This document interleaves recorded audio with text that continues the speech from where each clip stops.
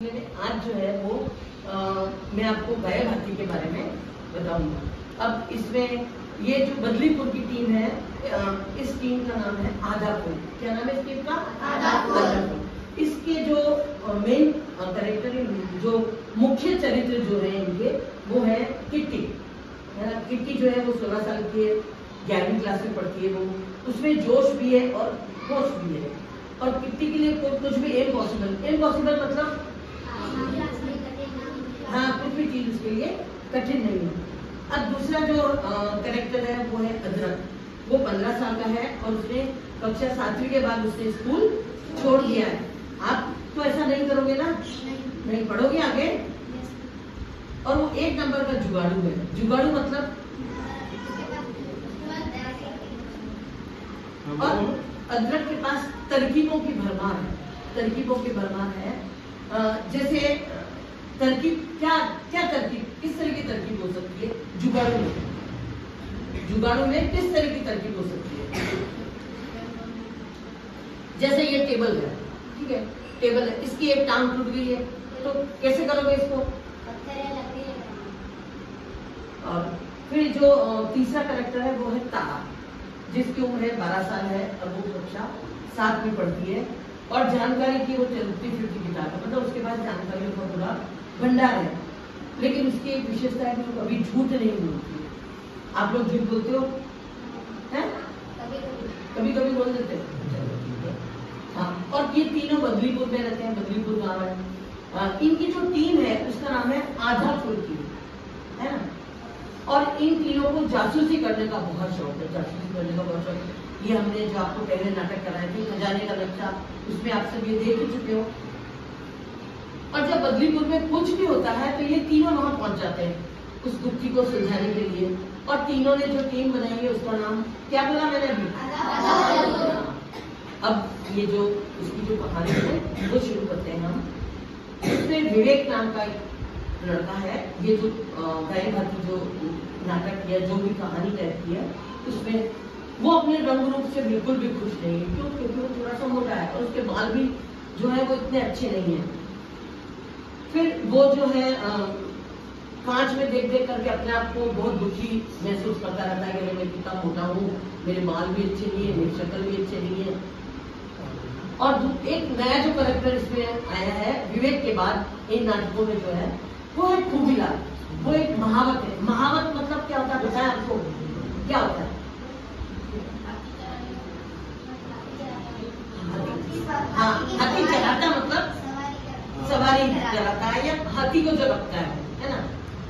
और लेकिन वो है तो महावत, लेकिन वो एकदम फिल्मी हीरो जैसा दिखता है। वो उसके बाल भी बहुत अच्छे हैं और उसकी बॉडी भी बहुत अच्छी है, उसका रंग भी बहुत गोरा है। और वो जो है हाथी पर बच्चों को बिठा करके पैसे कमा के अपना गुजारा चलाता है। अब खूबीलाल जो है वो हाथी को चलाने के लिए विवेक है उसके खेत में चलाने के लिए उसको छोड़ता है। तो वो उसको हमेशा ऐसा बोलता है, ए हाथी, मेरे हाथी को चला देना। तो ये सोच के विवेक जो होता है वो बहुत दुखी होता है, हर बार दुखी हो जाता है कि अगर मैं, वो सोचता है कि अगर मैं भी विवेक जैसा होता, मैं भी अगर खूबीलाल जैसा होता तो मुझे कोई ऐसा चिढ़ाता नहीं और मैं भी बहुत सुंदर दिखता।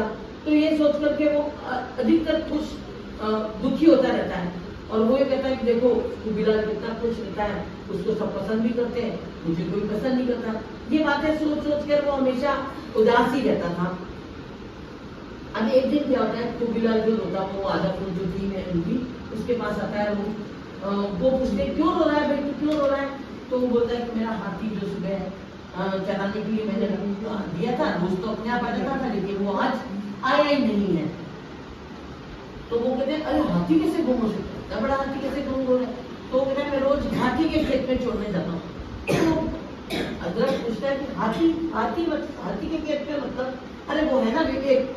तो वो उसको तारा और किट्टी उसको समझाते हैं कि ऐसे नहीं बोलते हैं, किसी के लुक्स को या किसी को देख करके हमको उसके लिए ऐसा नहीं बोलना चाहिए, इसको किसी को चिढ़ाना नहीं चाहिए, क्योंकि सामने वाला ये सुन के बहुत दुखी हो जाता है। अब वो जब खूबीलाल बड़ा परेशान हो जाता है, कहता है मुझे कुछ नहीं सुनना, मुझे तो मेरा हाथी चाहिए, और बहुत दुखी हो जाता है। तो वो जो किट्टी है और तारा है वो कहते हैं हमको पता है तुम्हारा हाथी कहाँ पर है। तो किसने लिया? विवेक ने। तो कैसे कैसे लिया? इसमें तारा बताती है कि वो उसने उसको हाथी कहा इसलिए उसके वही होना चाहिए।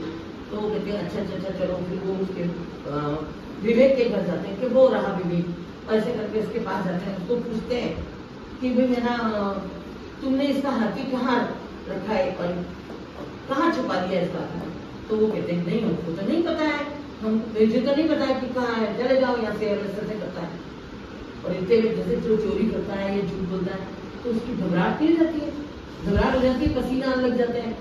आप भी जैसे कोई बदमाशी करते हो, जैसे मैडम देख लेते हैं तुरंत घबरा जाते हो और मैडम डांटेंगे, इस तरह से वो भी घबरा गया क्योंकि उसको तो पता है कि मैंने चोरी करी है और हाथी को छिपाया तो वो घबरा जाता है।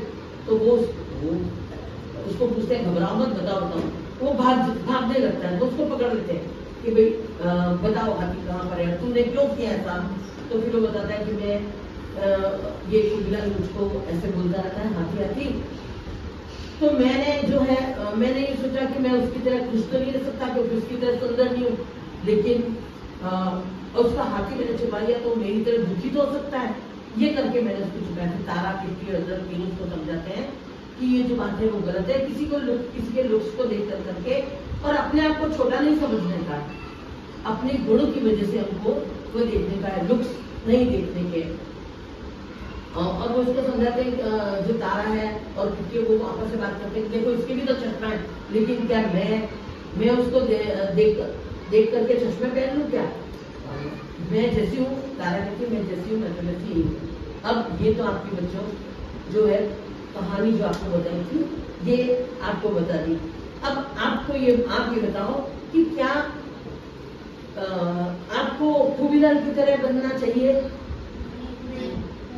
बनना चाहिए? नहीं बनना चाहिए। क्या विवेक की तरह बनना चाहिए? नहीं। तो किसकी तरह बनना चाहिए? नहीं, ये जो तीनों पार्ट थे ना, तारा किट्टी अदरक, इनमें से पूछ रही हूँ किसके जैसा बनना चाहिए? तीनों के जैसा। हाँ बिल्कुल अच्छी बात है। अब आप कभी किसी को चिढ़ाओगे? नहीं चिढ़ाओगे कभी किसी को? प्रॉमिस कर रहे हो? स्कूल में एक दो जनों को चिढ़ाते थे, अब देखते हैं नहीं चिढ़ाओगे।